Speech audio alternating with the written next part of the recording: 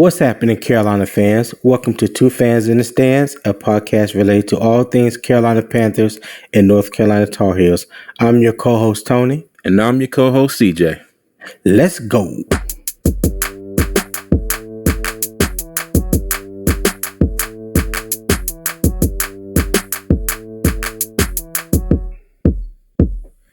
CJ, what's happening with you, cuz? How you feeling this morning? Feeling good. It's that time of year again. Unfortunately, it's that time of year again, but it's the off season. Yes, it is. So here we go with the off-season news. I think the thing that's on everybody's mind is who's going to be the next head coach of the Carolina Panthers. So, as we all have witnessed and have been watching the news or whatever, there's been 9 candidates that have interviewed. They had their first interviews with the Panthers, and now they're down to the second interviews. And so far, it has been Kellen Moore, Frank Reich, and our own incumbent, Steve Wilks. So I guess my question to you would be, my first question would be, which I already know the answer to. Who would you like to see as the head coach, as the next head coach of the Carolina Panthers? Let me see. Let me get an imaginary drum roll here. Yeah. Ding, ding, ding, ding, ding, ding, ding. Yeah. All of that. Yeah. Okay. So yeah. All of that. Now tell me why. Why out of those 3 candidates that have been listed so far as been round 2 interviews, what makes you feel that Steve Wilks would be the best candidate of those 3? Number one, he already has the locker room. And I think in this situation, that is the most important thing for our team right now, because he has current players. He has former players who have played for him, voicing their opinion, wanting to talk to David Tepper, telling him, hey, we really want you to hire Steve Wilks. We think this is the best thing for the Panthers as an organization. And I agree. And I'm not saying that Frank Reich couldn't come in and get the locker room behind him. I'm not saying that Kellen Moore couldn't do it if he was hired, or maybe anybody else who gets another interview. Because right now it's just them 3. And I don't know if that's it or not, but whoever comes in and may get another interview, they may be able to do it too. But Wilks already has a leg up in that category. That's one thing that's checked off the list that you ain't got to worry about. Right. And I want to see him with a complete offseason and him being able to get his staff the way that he wants it. Because you got to think about it. This is what he's been working with since he took over Matt Rule's staff, including him, that's right. On Matt Rule's staff. And Matt Rule took a few coaches with him when he went to Nebraska. Ben McAdoo was not Steve Wilks' hire. Right. Phil Snow. Now, Phil Snow, they let go of Phil Snow, but he had all faith in Al Holcomb to run the defense, because Holcomb was his defensive coordinator, I want to say, when he went to Arizona. Arizona, yeah. And the 1 year he was the coordinator in Cleveland. Is it Cleveland? Yeah. Yeah. So, he felt comfortable with him. Now, whether McAdoo stays or goes, but he has a whole offseason to get his own coaching staff together, to get the pieces in place that he wants. And right. And that would be, my second reason. He had a whole off season to get ready and get things the way that he wants it. And number three, I think he did a damn good job in the games that he coached the rest of the season. I agree with you. You got a lot of people out there, making these comparisons to Steve Wilks, to other coaches or other time periods when he was with the Panthers and whatnot.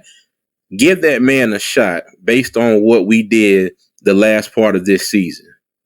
Okay, because he hasn't had a real shot. Let's be honest.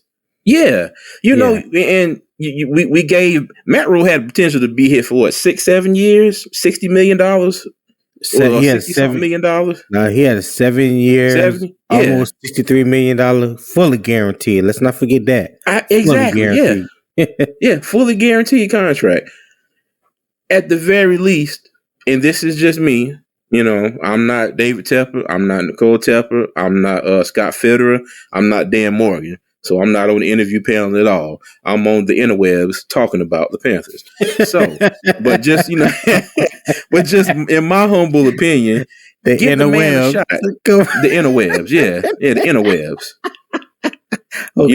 And as some of my folks say back home, the interwebs, the INNA webs, the interwebs. Yeah, ain't no T in it. But ain't no T in it. Ain't no T in it. But.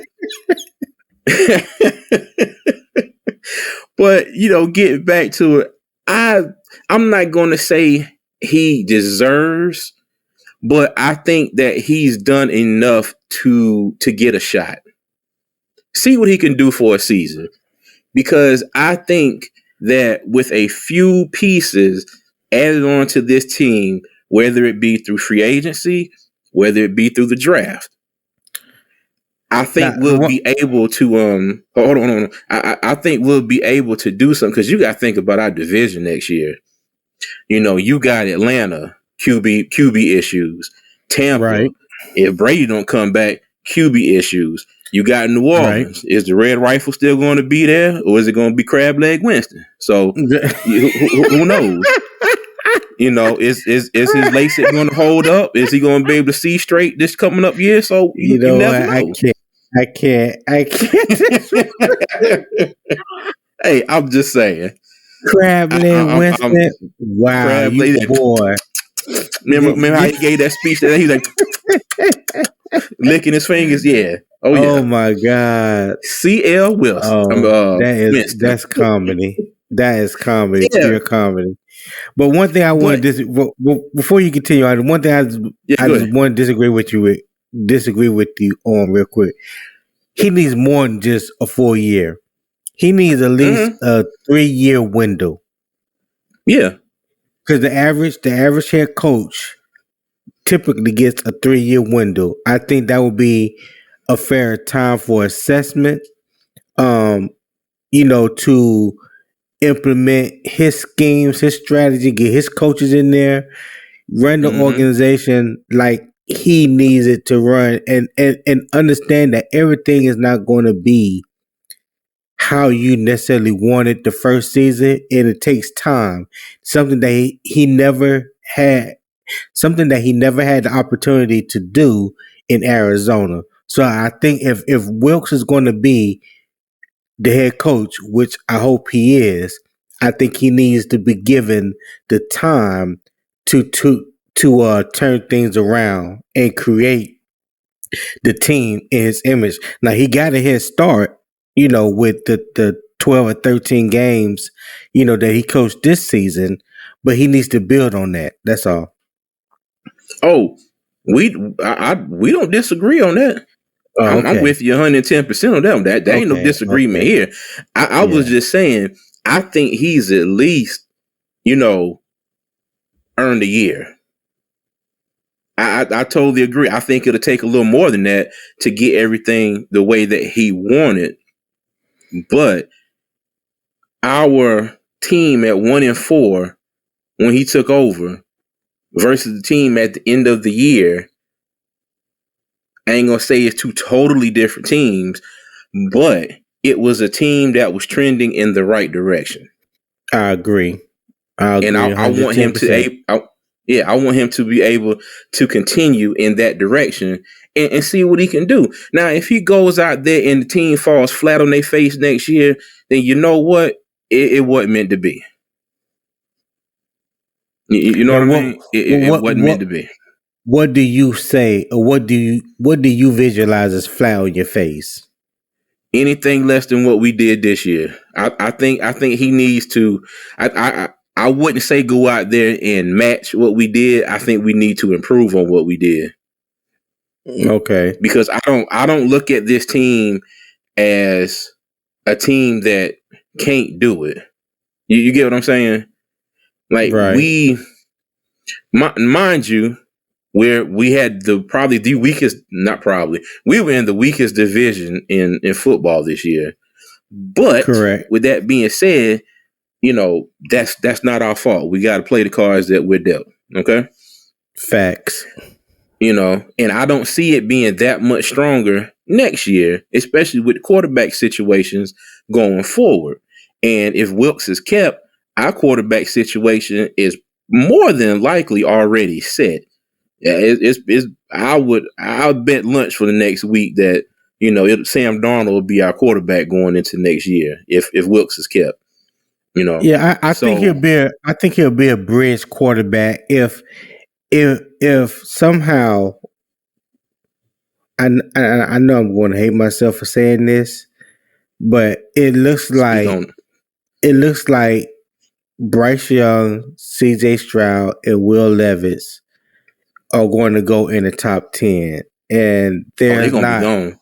Yeah, there's not a lot of teams in the top 10 that needs quarterbacks. So there's a good chance that one of those quarterbacks to fall to Carolina at number 9. If they do, I think they need to snatch him up and build him up to be the franchise quarterback for the future. Because they don't come around. They don't come around too often. Now I don't think Will Levis, from what I've seen with my own eyes, and just my personal opinion, I don't think he's worth the number 9 pick in the draft. That's just me. Some think highly of him and whatnot. So with that being said, what I was really trying to get to, wanted to try to make it quick because I didn't want to kill your thought. Oh, you good.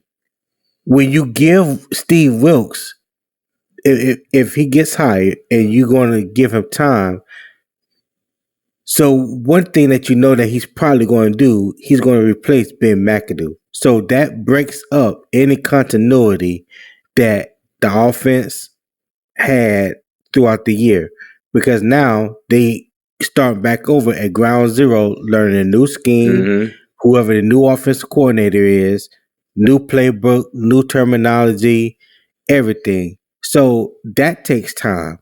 And like I was saying, early before the year started, they just weren't gonna come out just firing on all cylinders. It wasn't gonna be like that. And it's gonna be like that next year as well. It depends on this year, if they had an 8-cylinder motor, they came out firing on half of a cylinder. I'm sorry. I get what you're saying. I completely agree. They're not gonna come out on all 8. I'd have took 4 or 5. And you can't run on half a cylinder. It's either old cylinder or not in the engine. But I wouldn't even give them a whole cylinder. They was on half of a cylinder. Okay. So, all right. Yeah.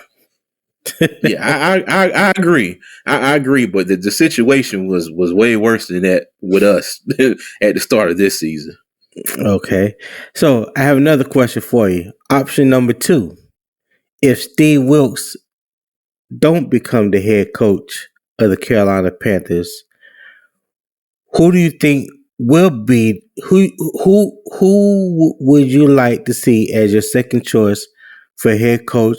And do you think that head coach should keep Steve Wilks on as defense coordinator? Well, one, if Steve Wilks doesn't get the job, I think he's going somewhere else. Because I read something earlier today where the Atlanta Falcons were monitoring our coaching search very closely, because I think they want to bring him in if he doesn't get the job. I thought they were looking more towards Al Holcomb as being a defensive coordinator, bring him in to replace Dan Pease. That's why I thought they were saying a few weeks ago. I don't think. No, they looking at Wilks. Really? As head coach? They still got Arthur Smith. No, not head coach. Oh, for coordinator? They're probably going to bring him in as defensive coordinator. Mm-hmm. No, not head coach. But that was the report that they're closely monitoring, our coaching search. But but yeah, if Steve Wilks doesn't get the job, I think he's gone. And I wouldn't be mad at him. But out of the candidates that have gotten a second interview so far, I would probably lean towards Frank Reich getting the job. I mean, he does have head coaching experience. I think he threw the first touchdown in Carolina Panthers history. He did, the Pete Messalars. Yeah, there is that for whatever that's worth. But a little bit nostalgia. But yeah, and didn't he take over for my man in Indy that had cancer? What was his name? Chuck Pagano? Am I saying that wrong? Chuck Pagano. Okay. Yeah. Is that him? That's Frank Wright that took over for him? Bruce Arians took over for Chuck Pagano, and then he left. Oh, Jesus Christ. Indy. I'm sorry. He left Indy and went to Arizona. Wrong. Okay. My bad, everybody. I got that wrong. Frank Wright was in Indianapolis when Indy traded for Carson Wentz from Philadelphia. Okay. All right. I got my timelines wrong. I apologize. No worries.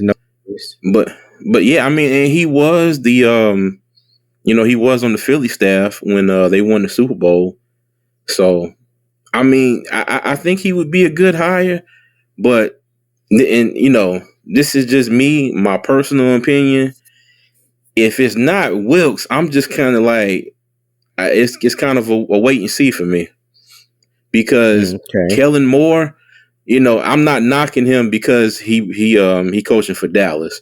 But still, I'm just kind of like, you know what I mean? Yeah, I think anything that comes from Dallas is, anything that comes from Dallas is overhyped because the news media talk about the Cowboys every single day, and they will lead you to believe that the greatest things everything that comes out of Dallas is like the greatest thing since sliced bread. So I'm not saying that Kellen Moore couldn't be a good coach. I'm not saying that he couldn't be that he's not an offensive genius or whatnot. What I am saying is I believe there's other people out there who has the opportunity to be a head coach before him. Meaning I still believe that he needs to pay some dues. You know what I'm saying? Because I think there are dudes before him that have been paying their dues way longer than he has. And if he wasn't the offensive coordinator for the Cowboys, I don't think that we would even be having this conversation of him being in the mix. But because he is, being associated with the Cowboys in any form or fashion kind of gives you a leg up in this business of football in the NFL. So that's my only thing. Dallas has had a good offense. The past couple of years they put up points, things like that. But hey.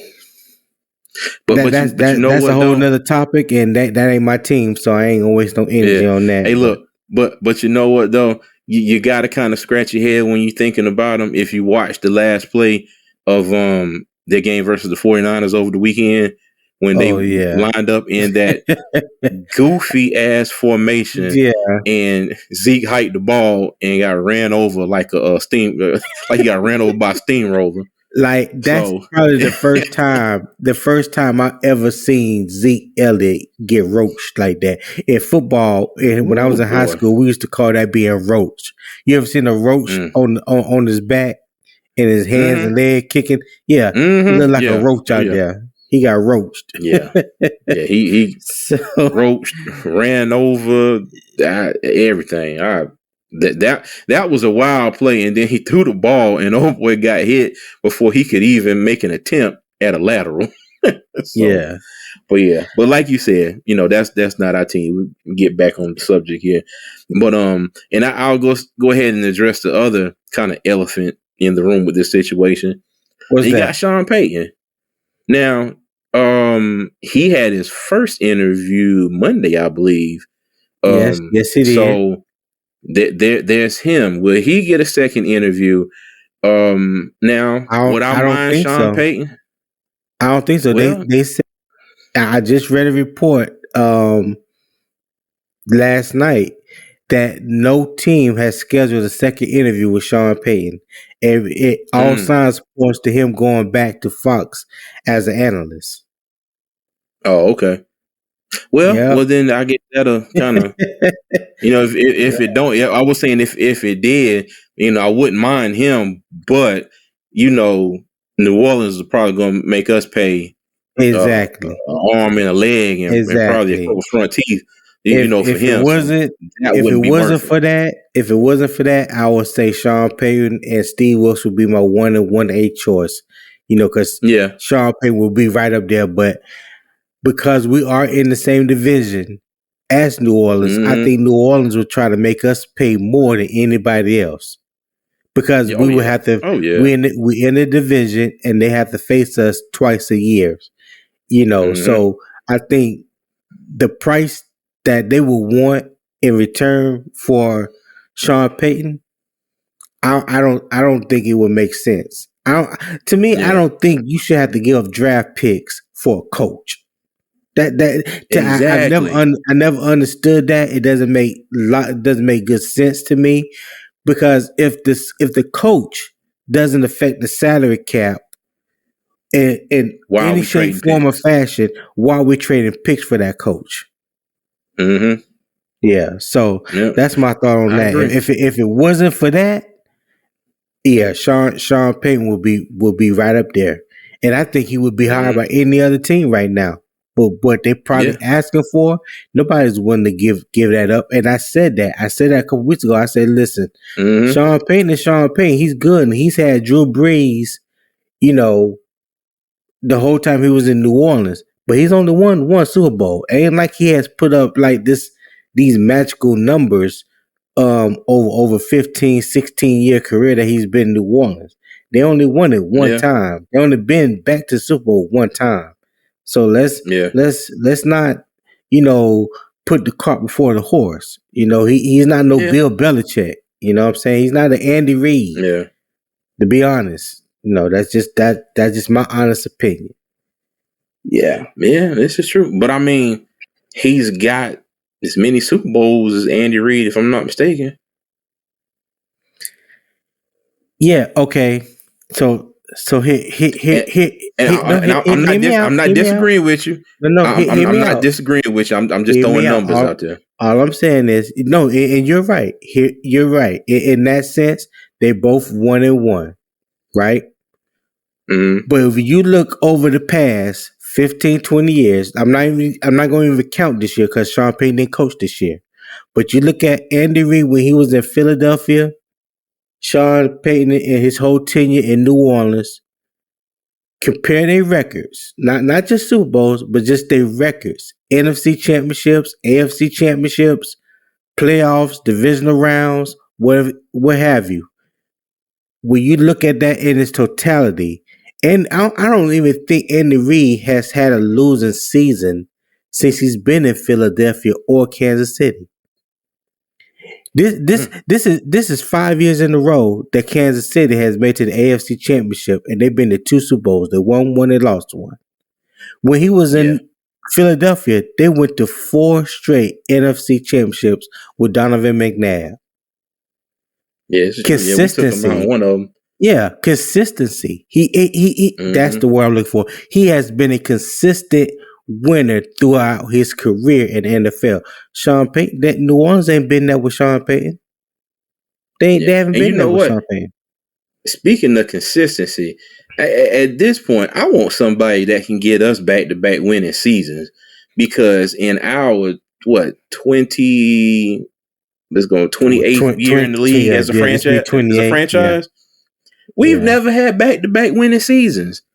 At this point, hell, I take that right now. I Well, swear.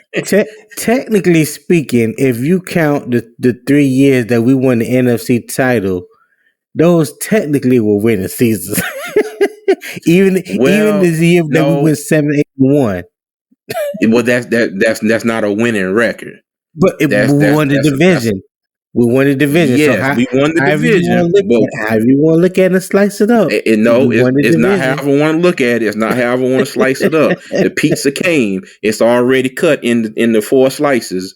Okay, I ain't got nothing to do with how that pizza's cut. It's already cut. We were 7-8-1. That's not a winning record. Right. Okay. All right. You know, that's what would that be? A half a game below 500 because of the tie. Yeah. Yeah. Yeah. I believe so. Half a game below by 500. I do believe. If I'm wrong, somebody correct me, please. But we yeah, were the first. We were the first team in our division to win the title 3 years in a row. Before we did it, before New Orleans did it. Carolina was the first to win it 3 we years was the in a first one to row. win it back to back because nobody had won back to back titles until we did that. It was I think somebody you're right. different every year. Mm-hmm. I think you're right. I think you're right. Yeah. Somebody won it. Somebody different won it every year until that streak we had where we won it 3 years in a row. Right. I'll never forget that Cincinnati game. Yeah, exactly. Well, shoot. Well, all we can do now is just sit back and wait and see what domino is going to fall. I think that today is Wednesday, so I would say I'm hoping by this time next week we have our head coach in place. He can come in and start putting together his team. The draft is getting ready to, is getting ready to come up. The Senior Bowl is getting ready to happen. We need to have coaches. We need to have a staff put together to be prepared for the to do the off season work that's getting ready to come our way. So I hope that we make a decision here sooner or later. So that's my final thought on it. And as always, hire Steve Wilks. Anything you want to add? Yes, sir. Nope. Hire Steve Wilks and keep pounding. That's all I'm gonna say.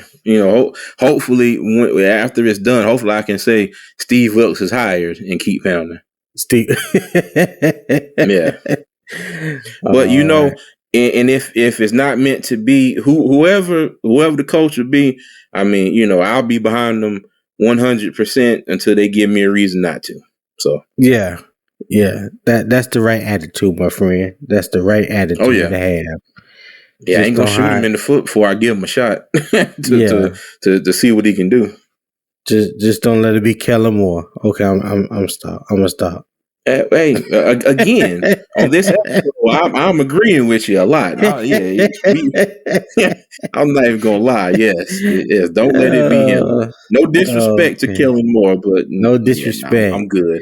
Good. Yeah, exactly. Well, Panther fans, that's it for this episode.